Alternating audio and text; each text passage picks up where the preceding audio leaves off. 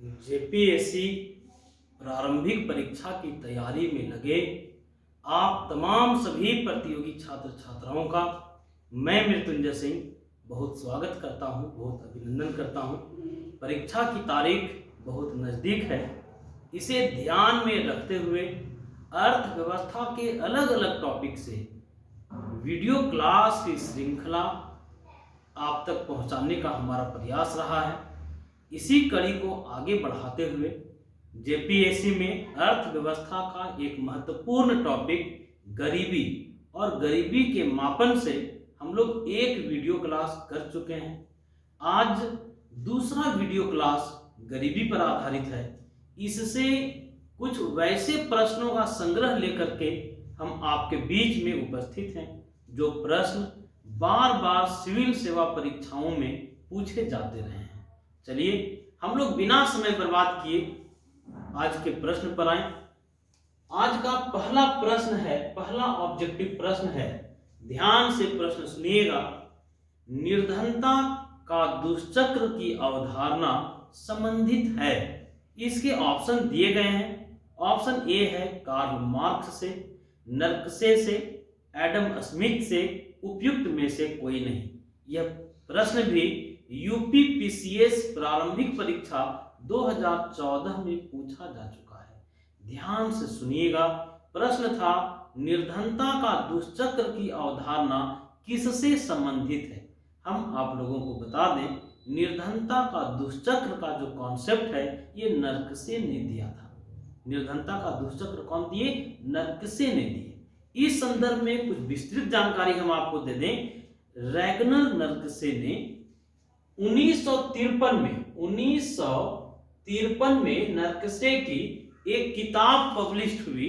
उनकी किताब का नाम था problems of capital formation in under developed countries. एक बार फिर से दोहरा दें, नर्कसे ने निर्धनता का दुष्चक्र या गरीबी का दुष्चक्र का कॉन्सेप्ट दिया। 1953 में इनकी एक किताब प्रकाशित हुई। किताब का नाम था problems of capital formation in under developed countries. इस किताब में इन्होंने गरीबी का दुष्चक्र या निर्धनता का दुष्चक्र का कॉन्सेप्ट दिया। थोड़ा सा हम लोगों को गरीबी का दुष्चक्र क्या है ये भी जान लेना चाहिए। गरीबी के दुष्चक्र को नर्कसे ने इस तरह से समझाया, जैसे मान लीजिए कोई इकोनॉमी है, कोई अर्थव्यवस्था है और वहां निम्न उत्पादकता की स्थिति है, वहां कम उत्पादन हो रहा है या निम्न उत्पादन हो रहा है। अगर कम उत्पादन होता है तो कम उत्पादन के कारण लोगों की आय भी कम होगा, कम आय होगा। अब स्वाभाविक बात है कि जब इनकम कम होगा तो आप अनुमान लगा सकते हैं कि बचत भी कम होगा। चीजों को समझिए। हम लोग देखिए कि कोई इकोनॉमी है, वहां उत्पादकता कम है, निम्न उत्पादकता है। निम्न उत्पादकता के कारण उस अर्थव्यवस्था में लोगों का इनकम कम होगा। अगर इनकम कम होगा तो बचत भी कम होगा। और हम लोग जानते हैं बचत से ही पूंजी निर्माण होता है। बचत अगर कम रहेगा तो इन्वेस्टमेंट भी कम होगा, कम निवेश होगा। और यदि निवेश कम हुआ, अगर इन्वेस्टमेंट कम होगा तो इन्वेस्टमेंट के कम होने से पूंजी का अभाव बना रहेगा।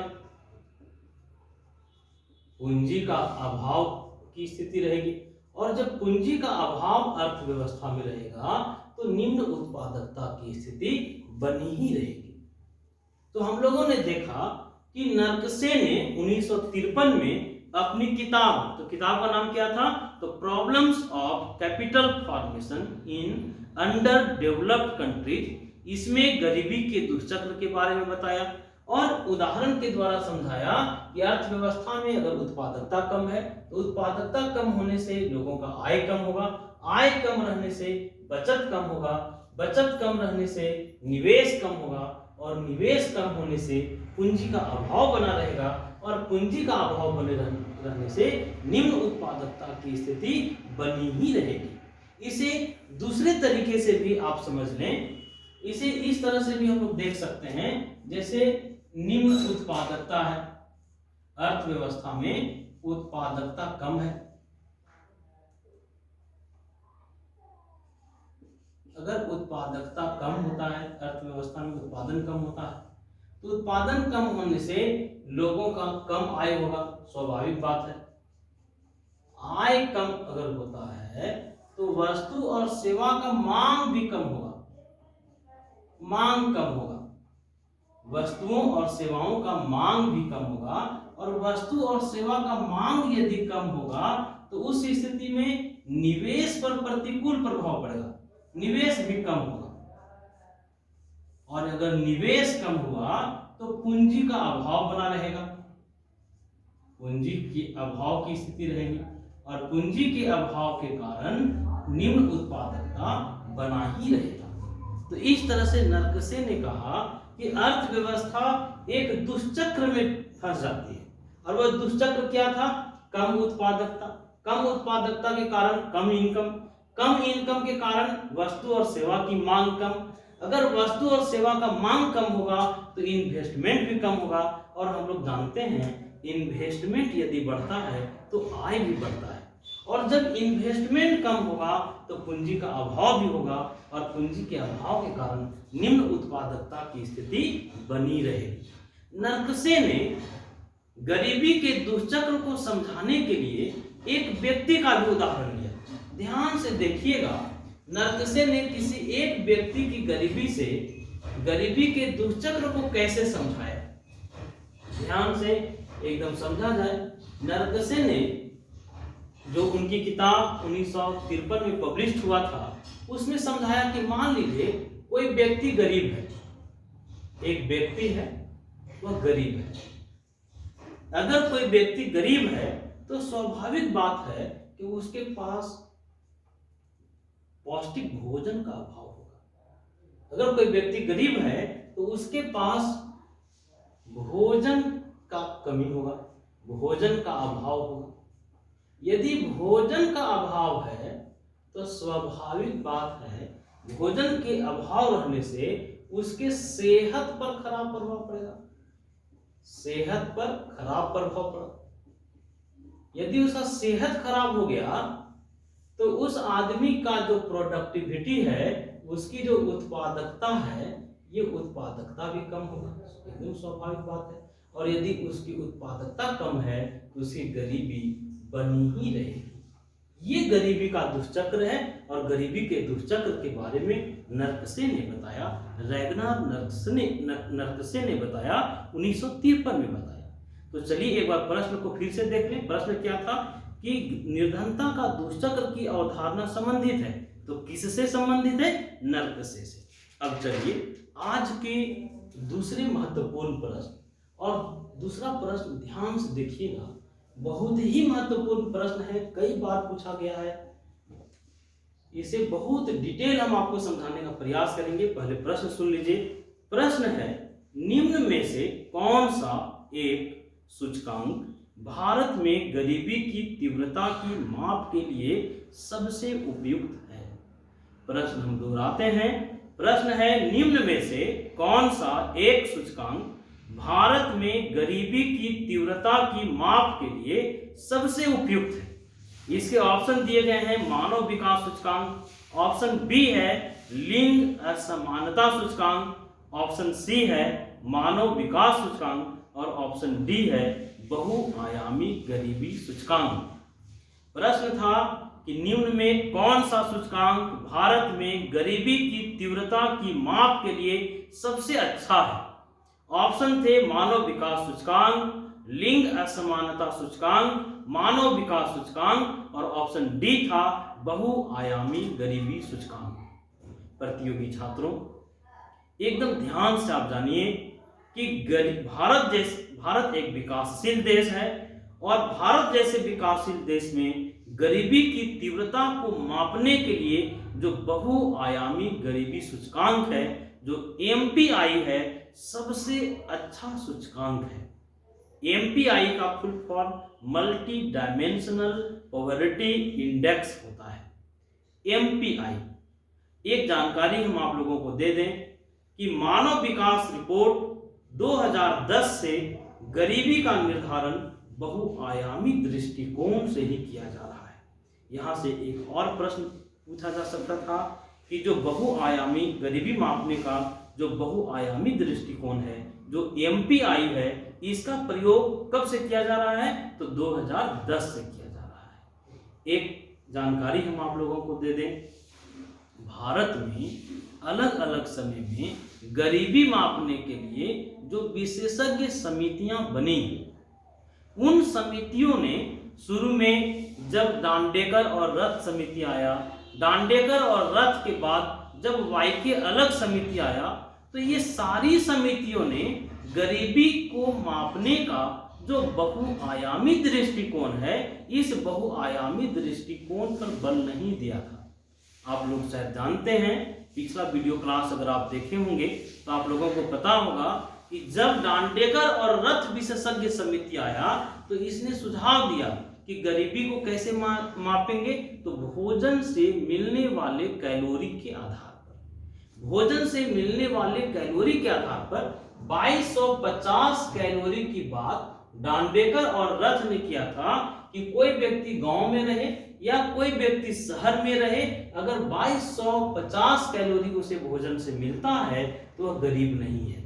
मतलब गरीबी को मापने का एकमात्र आधार भोजन था, भोजन से मिलने वाला कैलोरी था। आप लोगों को यह भी पता होगा कि बाद में गरीबी को मापने के लिए जब वाईके अलग समिति बनी, जिसकी सिफारिश को योजना आयोग 20 साल तक माना, 20 साल तक भारत में गरीबी मापने के लिए वाईके अलग के फार्मूले को प्रयोग में लाया गया। और वाईके अलग समिति ने कहा था कि शहर में कोई व्यक्ति रहता है तो उसे 2100 कैलोरी, और गांव में यदि कोई व्यक्ति रहता है तो 2400 कैलोरी अगर उसको मिलता है तो वह गरीब नहीं है।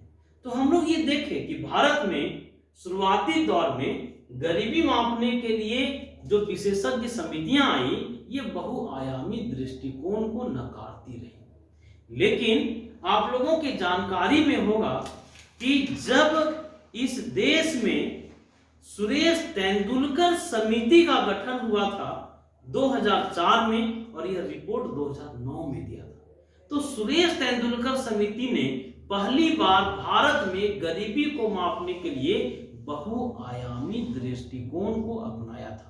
तो सवाल ये उठता है कि बहुआयामी दृष्टिकोण है क्या? बहुआयामी दृष्टिकोण ये कहता है कि मान लीजिए कि हमको भरपेट भोजन मिल गया, हमको 2100 कैलोरी मिल गया, हम गांव में रहते हैं, हमको 2400 कैलोरी मिल गया, लेकिन हमारी दूसरी मूलभूत जरूरतें पूरा नहीं हो पाई। हमारा जो दूसरा मूलभूत जरूरत है स्वास्थ्य का, हमारा दूसरा मूलभूत जरूरत है एजुकेशन का, टिकाऊ उपभोक्ता वस्तुओं का, ये चीजें हमें नहीं मिल पाई। सिर्फ भोजन हमें मिल जा रहा है, 2100 कैलोरी हमें मिल जा रहा है, 2400 कैलोरी हमको मिल जा रहा है, तो हम अमीर हो गए या हम गरीबी रेखा से ऊपर आ गए, ये जरूरी नहीं है। तेंदुलकर समिति का गठन 2004 में हुआ था, ये रिपोर्ट 2009 में दिया था, और तेंदुलकर समिति ने एक उपभोक्ता बास्केट की बात किया था, और उसके उपभोक्ता बास्केट में शिक्षा भी था, स्वास्थ्य भी था, मनोरंजन भी था। तो इस तरह से हम लोगों ने देखा कि जो बहुआयामी दृष्टिकोण है गरीबी को मापने का, ये कहता है कि सिर्फ भोजन मिल जाने से कोई आदमी गरीबी रेखा से ऊपर नहीं आ जाता है। हम लोगों को ये बात भी पता है कि बाद में तेंदुलकर समिति के बाद एक समिति आई थी, रंगराजन समिति। रंगराजन समिति का गठन 2012 में हुआ था, और ये अपना रिपोर्ट जुलाई 2014 में दी।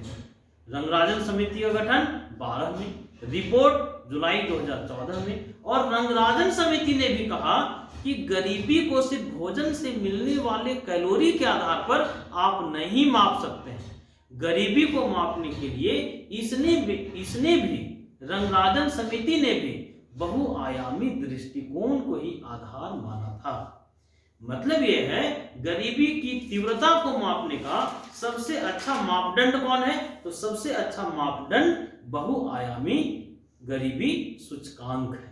अब हम लोग चर्चा कर रहे थे कि बहुआयामी सूचकांक, बहुआयामी गरीबी सूचकांक जो है ये मानव विकास रिपोर्ट 2010 से गरीबी के निर्धारण के लिए प्रयोग में आ रहा है। अब यहां से जो ऑब्जेक्टिव प्रश्न बन सकते हैं और उसे भी हम लोग देख जाएं। यदि HDR ह्यूमन डेवलपमेंट रिपोर्ट, मानव विकास रिपोर्ट 1997 से, मानव विकास रिपोर्ट 1997 से प्रकाशित होता था ह्यूमन पॉवर्टी इंडेक्स। क्या पहले HDR क्या प्रकाशित करता था? 1997 से प्रकाशित कर रहा था ये HPI का फुल फॉर्म है HPI ह्यूमन पॉवर्टी इंडेक्स। 1997 से HDR ह्यूमन पॉवर्टी इंडेक्स प्रकाशित करता था। इसे प्रतिस्थापित करके, इसे हटाकर AMPI को लाया गया। तो यहां से प्रश्न रह सकता है कि AMPI का दृष्टिकोण आने के पूर्व HDR क्या प्रकाशित करता था? तो human poverty index, human poverty index प्रकाशित करता था।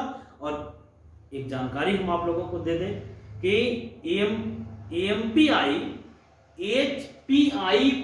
HPI को प्रतिस्थापित करके क्या लाया गया? तो AMPI लाया गया, बहुआयामी गरीबी निर्देशांक। किसको प्रतिस्थापित किया? तो ह्यूमन, मानव गरीबी सूचकांक को प्रतिस्थापित किया और इसके जगह में AMPI आया। एक जानकारी और आप लोगों को हम दे दें कि HPI की कमी क्या थी कि ये भी गरीबी मापने के लिए इसके प्रमुख आयाम स्वास्थ्य था, शिक्षा था, रहन सहन का स्तर था। HPI भी गरीबी को मापने के लिए शिक्षा, स्वास्थ्य, रहन सहन के स्तर को मापदंड मानता था, लेकिन शिक्षा, स्वास्थ्य और रहन सहन का स्तर से कौन लोग वंचित हैं ये जानने के लिए ये राष्ट्रीय औसतों का प्रयोग करता था। और ये जो कमी था, इस कमी को दूर करने के लिए AMPI का कॉन्सेप्ट आया, मल्टी डायमेंशनल पॉवर्टी इंडेक्स का कॉन्सेप्ट आया, 2010 में आया। एक बात आप लोग जान लीजिए कि AMPI की गणना परिवार को इकाई के रूप में मानकर किया जाता है। AMPI में सबसे अच्छी चीज थी कि ये परिवार को इकाई के रूप में मापता था। और यहां से जो ऑब्जेक्टिव और भी बन सकते हैं उसे ध्यान से देखिएगा कि AMPI को प्रभावित करने वाले कितने संकेतक हैं? 10। AMPI को प्रभावित करने वाले संकेतक कितने? तो 10 हैं। और 10 संकेतक जो हैं उसके मुख्य 3 आयाम हैं। 3 आयामों से 10 संकेतक निकले। कौन कौन आयाम? एक स्वास्थ्य है, शिक्षा है, पहला हम लोगों ने देखा, स्वास्थ्य को आधार माना, शिक्षा को आधार माना और जीवन स्तर को। अब ध्यान से हम लोगों को देखना है क्योंकि बहुआयामी निर्धनता निर्देशांक बहुत महत्वपूर्ण टॉपिक है, कई बार प्रश्न पूछे गए हैं। AMPI एक बार हम लोग रिपीट कर लें। हम लोगों ने अभी तक जो देखा कि भारत जैसे देश में गरीबी की तीव्रता को मापने का सबसे अच्छा मापदंड बहुआयामी निर्धनता सूचकांक को माना गया। भारत में इसका प्रयोग क्या कब से जा रहा है? मानव विकास रिपोर्ट 2010 से गरीबी का निर्धारण करने के लिए AMPI का प्रयोग किया जा रहा है।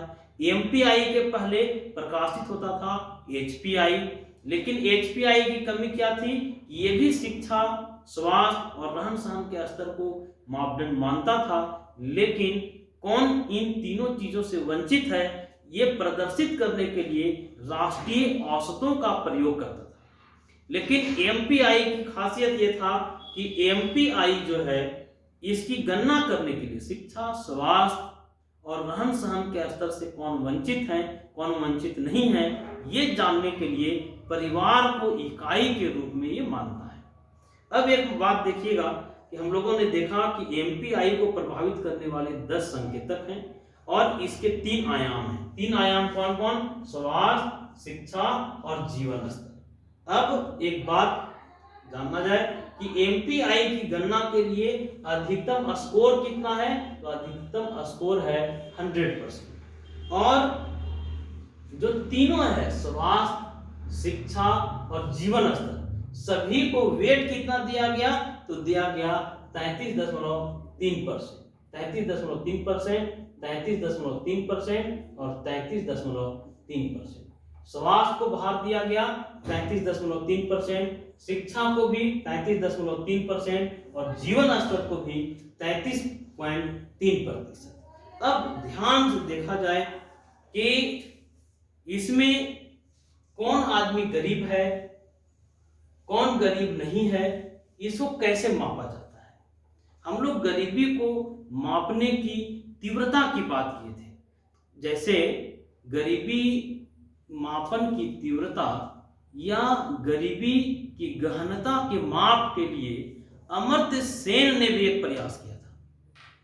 हम लोगों को पता है कि अमर्त्य सेन भारतीय अर्थशास्त्री हैं, पश्चिम बंगाल के रहने वाले हैं और 1998 ईस्वी में अमर्त्य सेन को नोबेल पुरस्कार मिला था।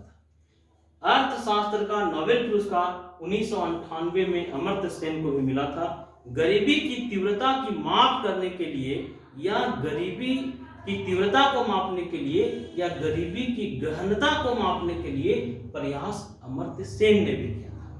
1998 में इन्हें नोबेल पुरस्कार मिला। एक जानकारी आप लोगों को हम देना चाहेंगे कि अमर्त्य सेन ने गरीबी के माप के लिए एक सूचकांक बनाया। उनका मानना था, जैसे मान लीजिए ये गरीबी रेखा है और गरीबी रेखा के लिए मान लिया जाए कि 500 रुपया प्रति व्यक्ति मासिक उपभोग व्यय निर्धारित किया गया। ये निर्धारित कर दिया गया कि 500 रुपया मासिक उपभोग व्यय, जिस आदमी को 500 रुपया मासिक उपभोग व्यय से भी कम है वो गरीब है। अगर गरीबी रेखा का ये मापदंड रखा गया 500 रुपया प्रति व्यक्ति मासिक उपभोग व्यय, तो अमर्त्य सेन ने कहा कि हर आदमी एक जैसा गरीब नहीं है। जैसे इसको आप अवरोही क्रम में सजा लीजिए, 500, 499, 498, 497, 496, इस तरह से करके लाइएगा, यहाँ एक भी हो सकता है।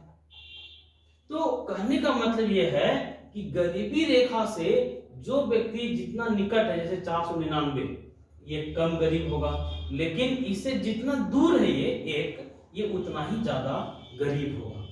तो गरीबी की गहनता को मापने के लिए, गरीबी की तीव्रता को मापने के लिए अमर्त्य सेन ने भी प्रयास किया था। और जो बहुआयामी गरीबी सूचकांक है, ये सिर्फ गरीबी को ही नहीं मापता है बल्कि गरीबी की तीव्रता को भी मापने का काम करता है। अब इसमें क्या बातें की गई, ध्यान से देखिएगा, इससे ऑब्जेक्टिव प्रश्न रह सकता है। कई बार ऑब्जेक्टिव प्रश्न तैयार होता है कि जैसे मान लीजिए कोई परिवार है और उस परिवार को 33.3%, यदि किसी परिवार का वंचन स्कोर 33.3% या इससे अधिक है, अगर किसी परिवार का वंचन स्कोर कितना आया, इसका अधिकतम मान कितना था 100%, इसमें कोई परिवार का वंचन स्कोर है 33.3%, तो इसके बारे में यह कहा जाएगा कि वह परिवार बहुआयामी दृष्टिकोण से गरीब है। उसके सभी सदस्य बहुआयामी गरीब कहे जाएंगे। अगर वंचन स्कोर कितना है 33.3% है, तो उस परिवार को या उस परिवार के सभी सदस्यों को क्या कहा जाएगा, तो बहुआयामी दृष्टिकोण से गरीब कहा जाएगा। लेकिन यदि उस परिवार का वंचन स्कोर 20 से लेकर 33.3% से कम है, वंचन स्कोर जो है वो 20 से 33.3% से कम है, तो कहा जाएगा वह परिवार जो है गरीबी संवेदनशील परिवार होगा। इसको ऐसे समझिए, जैसे आप आम बोलचाल में देखते होंगे किसी आदमी को शुगर हो गया है और बाउंड्री लाइन से अगर थोड़ा सा ज्यादा है तो उसको दवा से हम लोग ठीक कर सकते हैं, लेकिन बाउंड्री लाइन से बहुत ज्यादा है तो उस स्थिति में उसको इंसुलिन देना पड़ता है। तो जो बाउंड्री लाइन से थोड़ा सा अधिक है उसको गरीबी संवेदनशील कहा जाएगा। कितना वंचन स्कोर होना चाहिए? 20 से 33.3%। लेकिन यदि किसी व्यक्ति या किसी परिवार का वंचन स्कोर 50% है या 50% से ऊपर है तो इसका मतलब है वह परिवार गंभीर रूप से गरीब है। वह परिवार गंभीर रूप से गरीब है और सरकार को इस तरह के परिवार पर बहुत ज्यादा फोकस करने की जरूरत है। अब ध्यान से सुनिएगा कि हम लोगों ने देखा कि बहुआयामी जो निर्धनता सूचकांक है उसमें आयाम कौन कौन से थे? 3 आयामों की हम लोगों ने चर्चा किया और 10 संकेतकों की चर्चा की। आयाम कौन कौन थे? तो आयाम शिक्षा है। और संकेतक की अगर बात करें, संकेतक तो शिक्षा का संकेतक एक स्कूलिंग वर्ष है, स्कूलिंग वर्ष, और दूसरा है नामांकित शिशु। नामांकित शिशु 2 आधार है, इसके 2 संकेतक हैं। जैसे देखिए, सिर्फ हम लोगों को ये बात पता है कि भारत में स्कूलों में नामांकित बच्चों की संख्या अधिक है। अगर बच्चों का नामांकन अधिक हो गया तो ये मापदंड नहीं है कि उन बच्चों को शिक्षा भी मिल जा रहा होगा। शिक्षा मिल रहा है या नहीं मिल रहा है, इसको मापने के लिए हम लोगों को ये देखना होगा कि वे बच्चे स्कूल में कितना साल रहते हैं। तो सिर्फ नामांकन आधार नहीं होगा बल्कि स्कूलिंग वर्ष भी आधार होगा। और इसको भार कितना दिया गया? हम लोगों ने देखा था कि शिक्षा को 33.3% भार दिया गया। तो इसमें 1/6 स्कूलिंग वर्ष को और नामांकित शिशु को 1/6 भार दिया गया। इसी तरह से यदि हम लोग स्वास्थ्य की बात करें तो हम लोगों ने देखा कि स्वास्थ्य को एक भार कितना दिया गया था? 33.3%। तो इसके संकेतक कौन कौन है? तो इसके संकेतक हैं शिशु मृत्यु दर, शिशु मृत्यु दर। और एक बात देखिएगा, कुपोषण की स्थिति, कुपोषण की स्थिति 2 संकेतक है। स्वास्थ्य के 2 संकेतक कौन कौन? शिशु मृत्यु दर और कुपोषण की स्थिति। इसको भी भार 1/6 और 1/6 दिया गया। अब बात है जीवन स्तर का।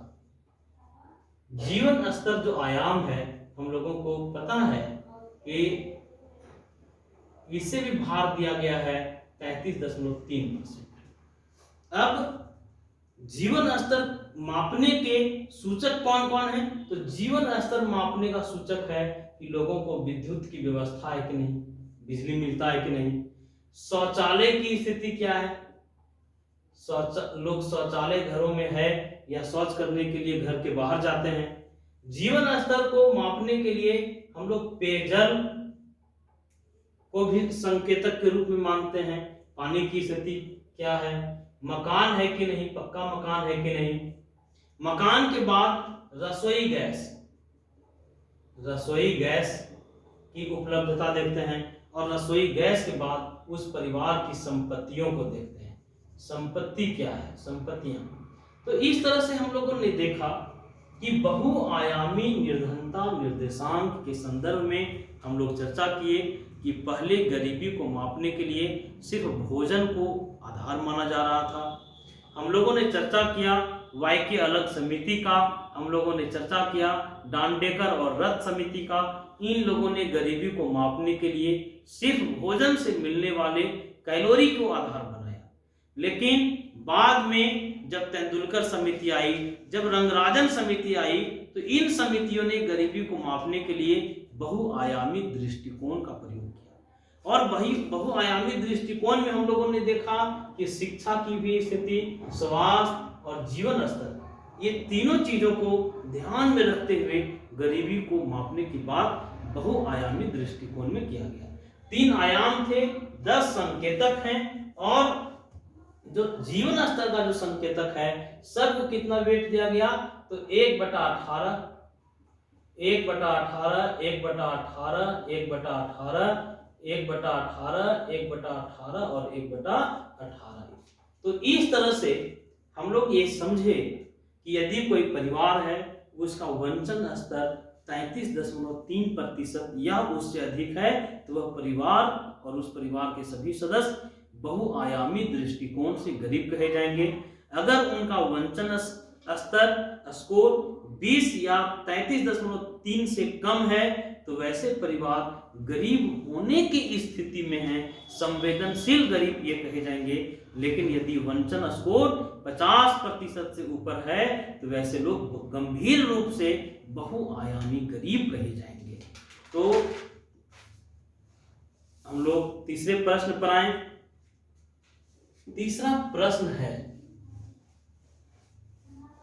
और तीसरा प्रश्न हम आप लोगों से पूछेंगे, इसका जवाब आप लोगों को कमेंट्स करके बताना है।